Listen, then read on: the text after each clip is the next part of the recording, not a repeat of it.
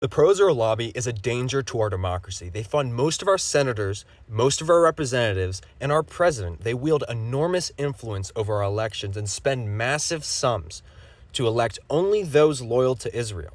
They systemically oust any critic of Israel from holding political power in the United States. And over the past few decades, they've successfully passed hundreds of billions of our tax dollars being sent to Israel to fund their genocide. In 2024 alone, AIPAC, the largest pro-Israel lobby in the United States, has already spent $95 million on our elections, including the most expensive House primary in history and the second most expensive House primary in history, both to oust politicians critical of Israel. Until recently, the pro-Israel lobby has enjoyed being out of the public eye almost completely. And it's only been recently that Israeli leaders have been trying to downplay Zionist influence in the United States. But that wasn't always the case. I have 3 clips to show you.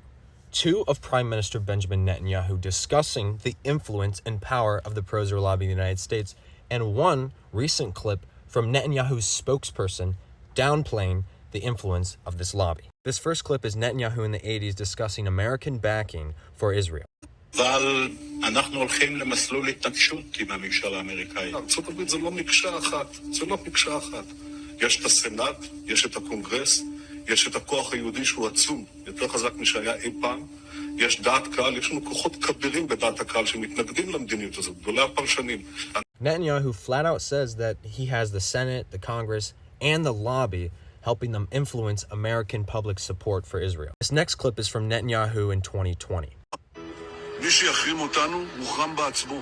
בשנים האחרונות קידמנו בארצות הברית, ויש כבר ברוב המדינות שם, חוקים שמי שמחרים את ישראל נענש בעצמו. אז זה לא יעזור להם.